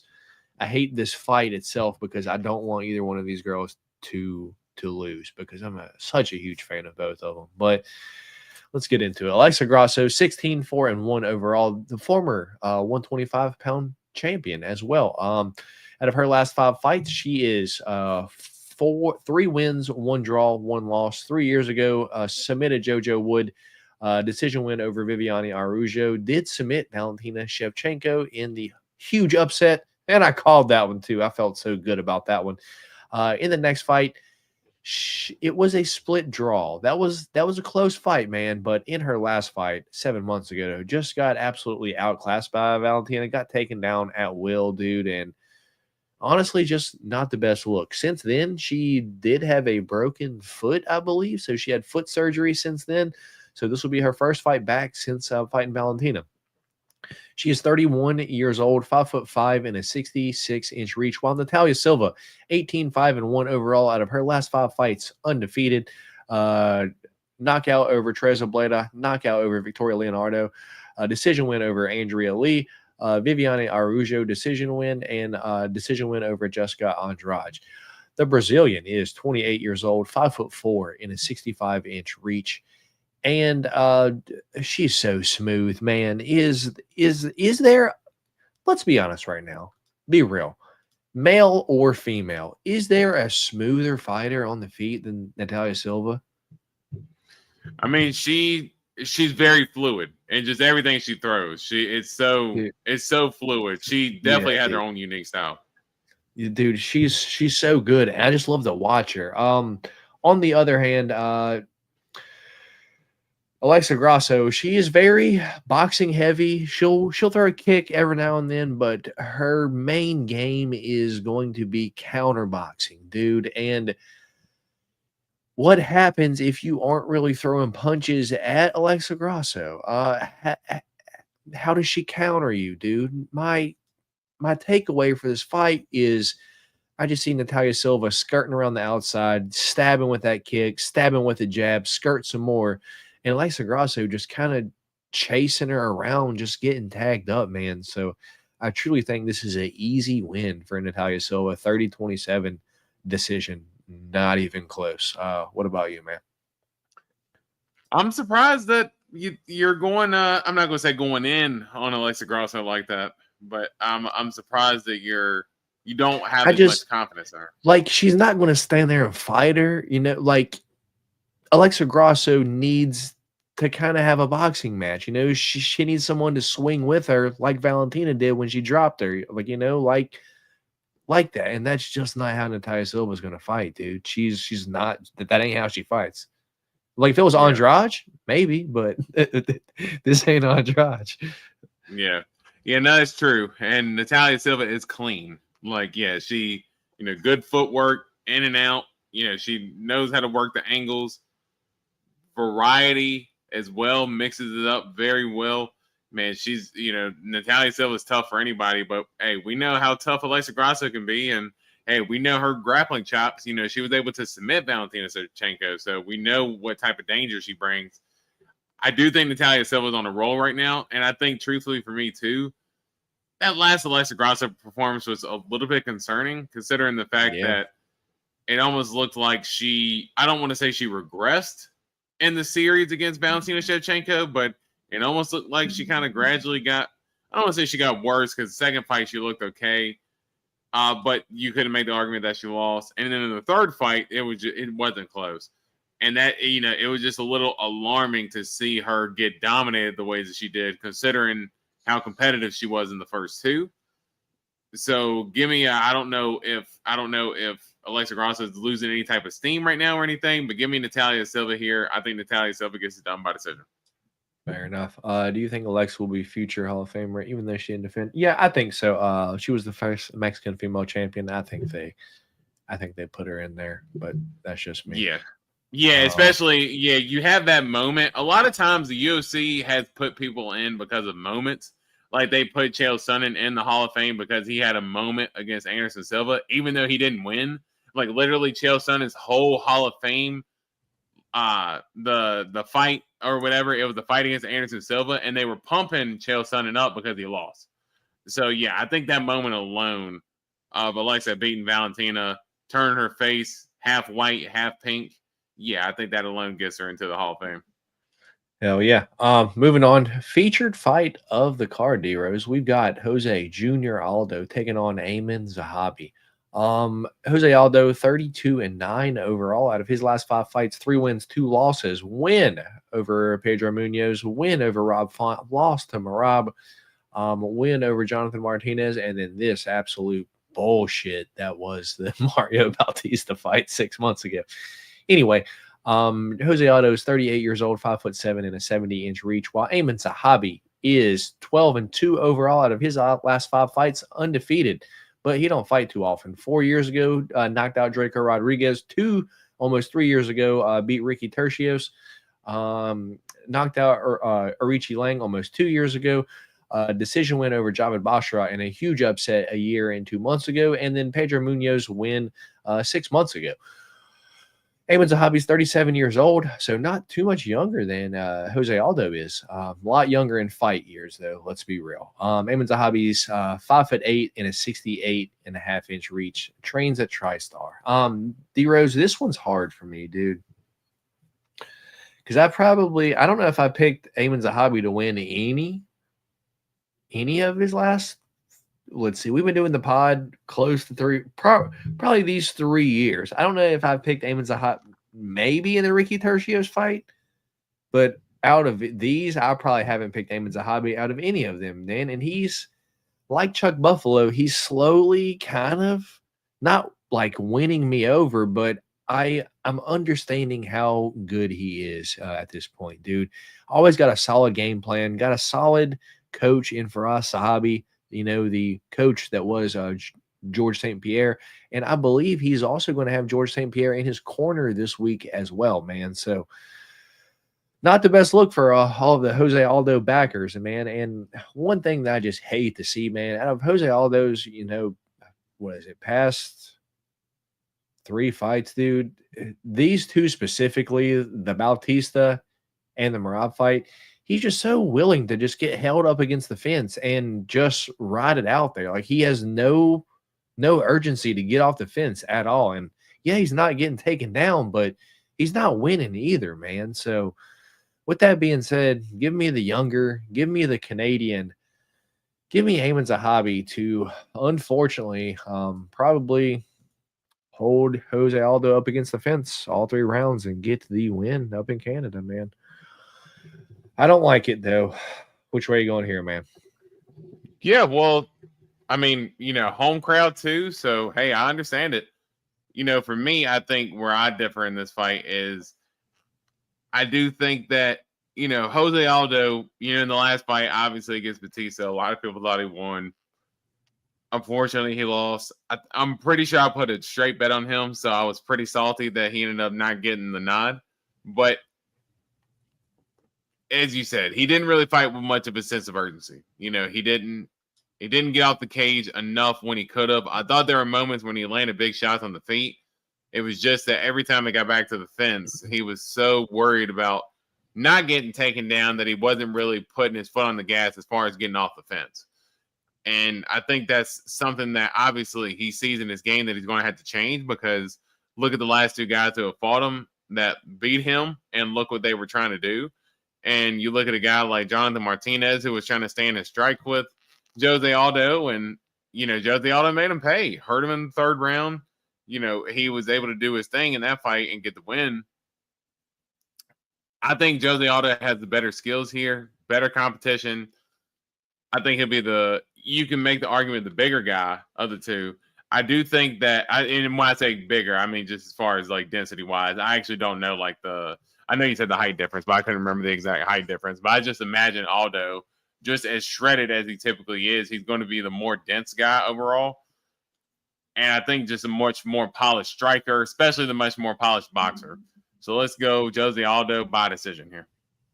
I hope so, man. I hope so. I don't want Amin Zahabi to win, but I just think he is, dude.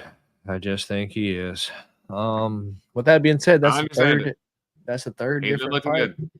Third different fight of the night. Anton wants to know, who do you guys think would have won between Prime GSP and Prime Kamaru? I gotta go GSP just because Kamaru really can't strike, and he has a jab, but that's about it. As for GSP was a good striker and then started wrestling once he got knocked out.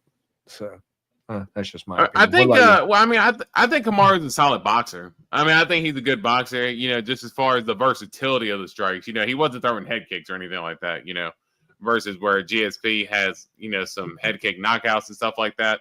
I think you got to go GSP, but I definitely think it'd still be a hard fought fight. Yeah.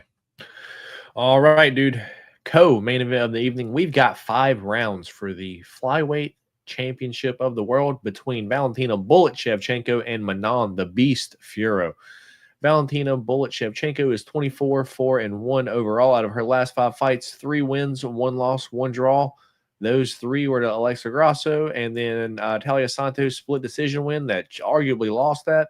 And then she beat Lauren Murphy, but I don't know why that even happened. Anyway, Valentina Shevchenko is 37 years old, 5'5" and a 65-inch reach, while Manon, the Beast Fiorot, is 12-1 overall. Out of her last 12 fights, she's undefeated. She lost her first ever fight, but aside from that, she's just won everything else. She is 35 years old, 5'7" and a 66-inch reach. Currently, odds for this fight plus 110. Valentina Shevchenko. Manon Fiorot minus 130. Yeah, D Rose. You know how I felt about Manon Fiorot ever since she's came to the UFC, man. Do you remember one Manon Fiorot fight where I haven't picked her? No. Yeah. And so far, I've been right. I've been right on all of them because she hasn't lost yet. And 35 years old, 5'7", dude. She's another one that's really clean. She's kind of like a Natalia Silva, not as smooth on the feet, but probably has more pop in her shots, a little bit more powerful, a little bit more stick, a little bit more, hey, you come into this, you're going to get pieced up. One that just stands out in my mind 100% is the Tabitha Ricci fight. Dude, she was tearing Tabitha Ricci up to the point where I didn't think Tabitha Ricci was a good fighter because that was her first fight in the UFC. And gone on, Ricci's pretty solid, dude. But just the skill that Manon Fiorot has, dude. She's an excellent kickboxer, striker, and don't forget she's got some solid judo skills as well. She has no problem taking these chicks down. Look what she did to Erin Blanchfield. Everyone's like, oh, Erin Blanchfield's gonna take her down and submit her. We saw Manon Fiorot, sweeping Erin Blanchfield, throwing Erin Blanchfield in that fight. Was it smart? No, but she still did it. With that being said, Valentina's older now, dude, and we've seen her have a very close fight against Talia Santos. That, if you ask me, Talia Santos not the best fighter, and especially in PFL now, not looking the best. Had a close fight there. Did lose to Alexa via rear naked choke, but I would say Valentina was winning that fight. And then this one is the one for me. This is split decision draw was the one for me that tells me that Valentina is no longer the same Valentina that she used to be, because that was a close fight, man. But in my opinion, I thought she lost that fight. She got dropped, man. She got dropped, did a backflip, rolled, stood back up, but she still got dropped. She's not as quick as she used to be. She sure as hell not as powerful as she used to be. And to be fair, I don't think she can get close enough to Manon Fiorot to grab her, to take her down. And even if she does grab her, dude, I don't think she's powerful enough, strong enough to get Manon Fiorot down. Manon is a big girl, strong girl. And I think we hear Ann New this weekend. Give me Manon Fiorot to win this fight via decision as the dog. Or as a slight favorite, minus 130. What about you, D-Rose? Yeah, sorry, I went on long there. Sorry. Yeah, no, I like the breakdown, and I share a lot of similar thoughts there. I do think that Manon Fiorot, good footwork, good striking. She displayed really good takedown defense in her last fight against Erin Blanchfield, and really dominated that fight. Where I think, myself included, a lot of people thought that Erin Blanchfield would be able to go in there and get the takedowns, because Erin Blanchfield does go in there, she gets grimy, and she normally ends up getting the takedown and getting the fight to go her way, similar to how she did in the Rose fight. But Manon Fiorot made it look like Erin Blanchfield should have been fighting at 115. That's how much bigger Manon Fiorot looked. Footwork was clean. Blanchfield is having trouble even just catching her. And I think for Valentina, going into her last fight, she looked good. She got the win. But do I think that is the best Valentina? No. And do I think that the way that she fought Alexa is going to be the way that she's going to be able to beat Manon Fiorot? No. I think at this point, if you're talking Valentina 3-4 years ago, I think potentially you could say, hey, on the feet, obviously she's the more credentialed striker of the two. She has the long history in Muay Thai, even before she made the jump over to the UFC. And obviously she's had a long success up at the top in the UFC as well. But I am with you that I just don't think she is quite what she used to be. Plus, I do think that Manon Fiorot, her footwork is just going to make it way too difficult for Valentina to chase her down. Manon Fiorot is going to have the reach as well. I do think that Manon Fiorot can get the job done, and I'm going Manon Fiorot by decision. All right, me and D-Rose both on Manon Fiorot to win via decision. Main event of the evening. I already know we're going to be split here, D-Rose. Yeah. It sounds like it. Yeah, that's what I figured. Anyway, we got Belal. Remember the name Muhammad, taking on JDM, or Jack Della Maddalena. Belal is 24-3 overall out of his last 5 fights. 5 wins, 0 losses. Win over Stephen Thompson. Win over Vicente Luque. Knocked out Sean Brady 2 years ago. Win over Gilbert Burns, and then win over Leon Edwards. Bonked him on his head, too. Belal is 36 years old, 5'11", and a 72-inch reach, while Jack Della Maddalena, 17-2 overall. Of his last 5 fights, undefeated as well. I believe he is one that lost his first 2 fights and then came back and won every fight since. Since then, in his last 5 fights, knockout Danny Roberts 2 years ago, rear naked choke over Randy Brown, but let's count it as a knockout as well. Split decision win over Basil Hafez. Probably the worst look that we've seen from Jack Della Maddalena, but let's be fair, that was a short notice late replacement that, dude really didn't know what he was getting, and guy was game. He did have a split decision win over Kevin Holland and Gilbert Burns knockout, but he was probably losing that fight until he got that knockout, man. Jack Della is 28 years old, 5'11", and a 73-inch reach. Yeah, man. Belal's been talking a lot of trash, not trash, been talking about how he's going to show his Canelo hands this week, and he's not going to shoot one takedown in this fight. And I'm going to stop right there, and I'm going to ask you a question, D-Rose. If that is his game plan, do you think he wins this fight? Hey, he knocked out Sean Brady. Anything is possible. Okay, but do you okay, if Jack Della and Sean Brady had a fucking striking match, do you think that would be close? Like, fucking Jack Della would box up Sean Brady too. I'm just saying. I think Belal's getting a little bit too big for his britches here. My thing is, we know what Belal's game plan is. He's going to use his striking to get in on the hips to try to take down Jack Della Maddalena. When we saw Jack Della Maddalena get taken down, it's been by these like blast doubles. That's not how Belal shoots. He gets in close to you. If he does shoot a double, he usually don't even shoot doubles that often. He'll usually grab the single leg, push you back, and then, try to chain wrestle you down. But with that being said, he's got to get close. And that means he's got to use his hands to get close. And I think the game plan is there, man. If Jack Della just ends all of his combinations with an uppercut or a knee, man, I think that's going to deter Belal from shooting. And once again, if this is going to be a striking fight for 5 rounds, there's zero chance that Jack Della Maddalena does not knock Belal out, dude. We've seen it happen a few times before, and I believe it happens this weekend. We get and new Jack Della Maddalena. Let's go 3rd round knockout for JDM. I assume you're the other way, D-Rose. Let me go ahead and save my picks.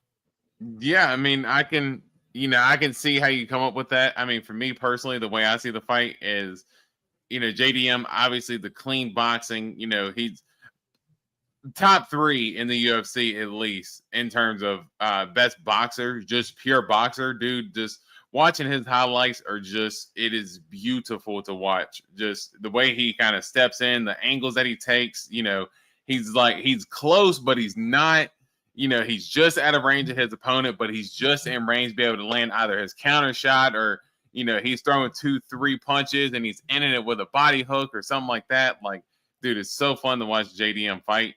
I think for Belal, I know I think a lot of people are taking his comments a little bit too seriously because if you remember going into the Leon fight, he basically says something similar as well, that he's been training boxing like Canelo and stuff like that as well. And the birth of Canelo hands was born last fight. Canelo hands. He said he's going to debut him against Leon, but we saw how he ended up going in there and getting the win. And he used some of his boxing? Yes, but he used his boxing to set up his wrestling.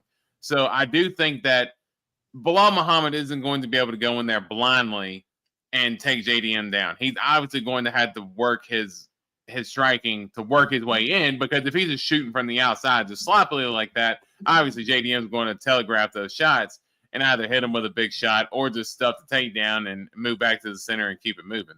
So I do think that Belal Muhammad is going to have to definitely be careful working his way in. But I just think when you go back to the Basel Hafez fight, so I picked JDM in that fight. Obviously, a lot of people did. Big thing that JDM kept doing is that he kept believing in his guillotine too much, and he kept voluntarily dropping to his back. But he kept giving Basel Hafez position time after time because he was confident that he was able to get up. There were a lot of moments in that fight where he was, but in that 3rd round, when he started getting tired, dude, it was a lot harder for him to get back up on his feet. You go back to the Gilbert Burns fight. Gilbert Burns was able to take him down successfully. And when you go back to the judges' scorecards, I think one judge had it 19-19. The other 2 judges had it 20-18 for Gilbert Burns going into that 3rd round. So Gilbert Burns had a clear lead. And I think that I know JDM had the broken arm in that fight as well, but there were still times and moments where even in that 1st round when he was getting taken down, that he was getting controlled a little bit more than what I was comfortable with, being the guy who bet JDM in that fight. So I do think that Belal Muhammad is going to be a little bit smarter here. He's, of course, again, training with the Dagestani guys. Not all the time, but off and on with Habib and them, knowing ground control, knowing how to dominate in those positions when he gets it. And he knows the hungry guy that JDM is going to be coming in here, getting his first title shot and potentially his only for a long time, considering how bottlenecked it is up at the top of the division. So I do think it's going to be a tough fight. It's not going to be easy. I think, I think Belal is going to be able to, lose a few rounds here to JDM, but I think Belal ends up getting it done by decision. All right. We are split wall here. We are split indeed, D-Rose. We have 4 different picks on this card. So for the pick champ this upcoming week, Bezkat Almakan, Brad Katona, Iwan Kutalaba versus Meneses Bukauskas, Zahabi versus Aldo, JDM Belal. We have 4 fights, which means we get to toss one of those out. Can you guess which one I'm going to toss out, D-Rose? Couldn't be Kutalaba and Bukauskas. Well, you are correct. It's not that.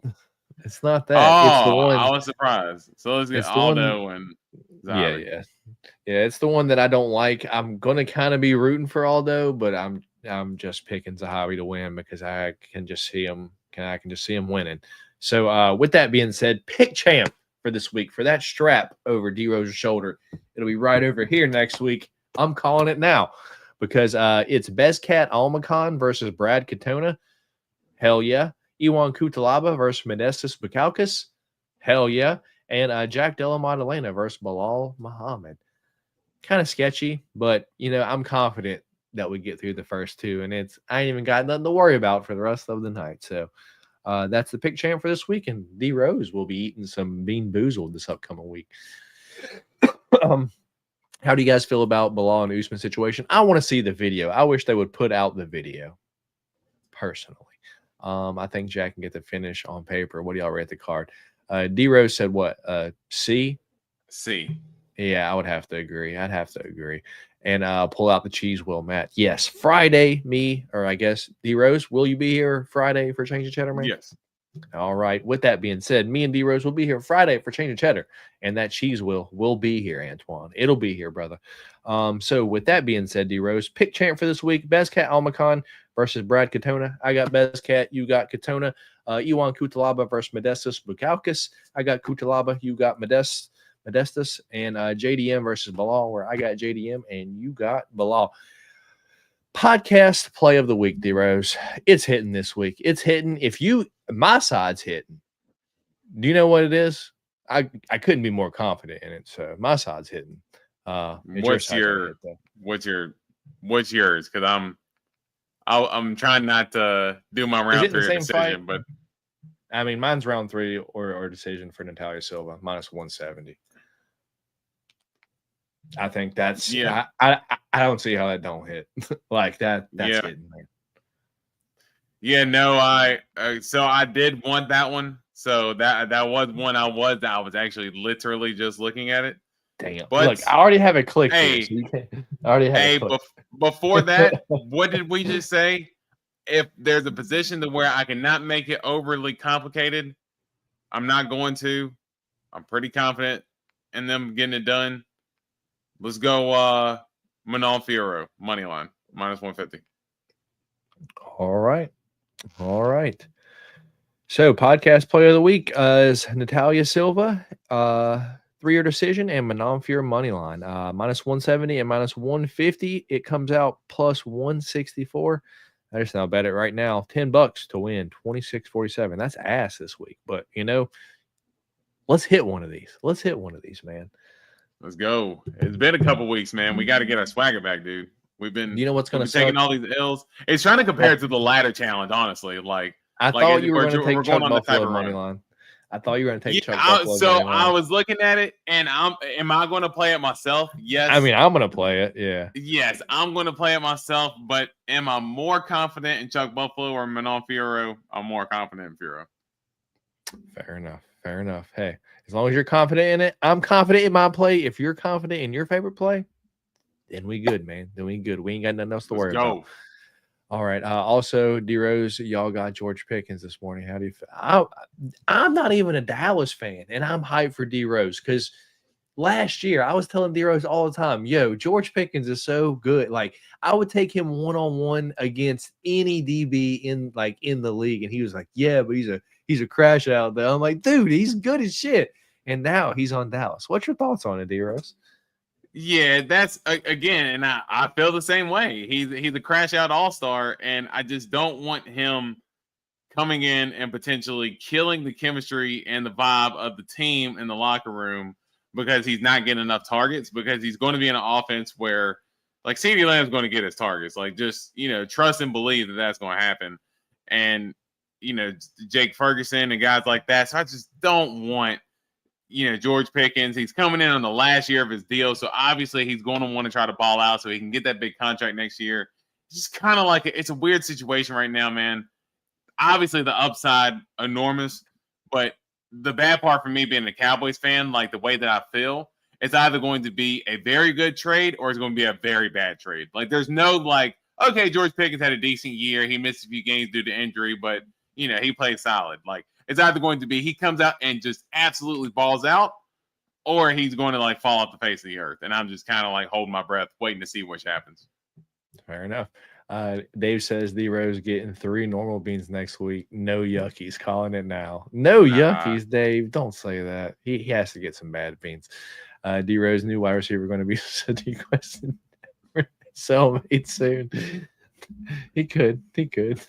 Hey, I'll say this. George Pickens ain't wild off the field. He just be getting wild on the field. So, yeah. I mean, hey, that's, it's not necessarily a bad thing, but he might just start with helmet and pad on the sideline. Yeah. For me, Antoine, I'll play the bubble craps, but I'm not confident enough to be playing on the tables. Like, I don't want to lose no one else's money. I would feel bad. And I know D-Rose ain't ever been to Vegas. Is that good enough to win a championship in Dallas, D-Rose? If the team is right, basically, he's not the carrying quarterback, but as long as the team around him is good, I do think so. And to credit to them, they are trying their best to build the team up pretty quick to try to win this year. All right. With that being said, that's going to be it for the show. We've got everything. Picks. We recapped Iowa card. We gave you our news and everything. We gave you picks for this week, and then we gave you the podcast parlay of the week. Plus 164 is what it is. Anything else before we get out of here, D-Rose? No, man. We are good to go. All right. Also, did you guys like Antonio Brown from 2010, 2018 Pittsburgh? There was quite a bit of that time where I was not watching football. So, I love AB. Yeah, Antonio Brown was one of my favorite receivers for a long time. You can make an argument that he was a crash out all-star, but he didn't crash out until the end of his career, where he was a little bit more kind of honed in. But that dude was an absolute highlight reel waiting to happen. Yeah. All right. With that being said, that's it for the show. We appreciate you for coming by, stopping by over here on the Golden Octagon MMA Podcast today. Checking out the show, listening to what we had to say, talking fights, all that good shit. With that being said, if you haven't already, do us a favor, hit that thumbs up button on the video and leave us a comment down there in the comment section after it ends. With that being said, thank you all very much for stopping by here. We'll catch you guys Friday for Change of Cheddar. Me and D-Rose will be here giving you our best picks and plays on the entire pay-per-view. With that being said, we'll catch you guys later. Peace.